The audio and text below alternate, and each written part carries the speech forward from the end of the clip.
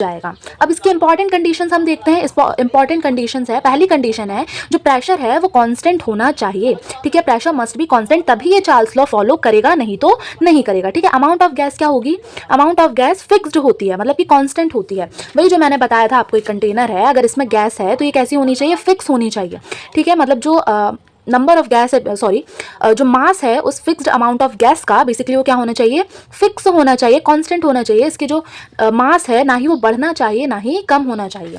ठीक है, number of molecules जो है बेसिकली वो ना ही बढ़ने चाहिए और ना ही कम होने चाहिए। तो अमाउंट ऑफ गैस कैसी होनी चाहिए, फिक्स होनी चाहिए, मतलब कि कांस्टेंट होनी चाहिए। अब जो थर्ड इंपॉर्टेंट पॉइंट है वो है टेम्परेचर को लेके। टेम्परेचर क्या कहता है, टेम्परेचर कहता है कि टेम्परेचर एब्सोल्यूट टेम्परेचर होना चाहिए। मैंने आपको ये बताया था कि टेम्परेचर कैसा होना चाहिए, एब्सोल्यूट टेम्परेचर होना चाहिए, मतलब कि टेम्परेचर केल्विन में ही होना चाहिए, सेल्सियस या फ़ारेनहाइट में नहीं होना चाहिए। ठीक है, अब हम देखेंगे experimental observation of Charles law.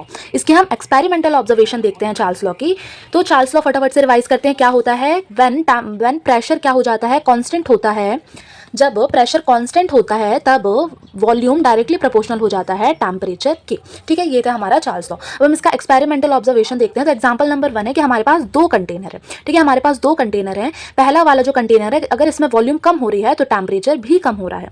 ठीक है, जो कि ये दिखाता है कि वॉल्यूम डायरेक्टली प्रोपोर्शनल है टेम्परेचर के। जब वॉल्यूम बढ़ेगा तो टेम्परेचर भी बढ़ेगा, और अगर टेम्परेचर कम होगा तो वॉल्यूम भी कम होगा। ठीक है, और जो वहीं पे सेम कंटेनर रखा हुआ है जिसमें वॉल्यूम बढ़ रहा है तो टेम्परेचर भी बढ़ेगा।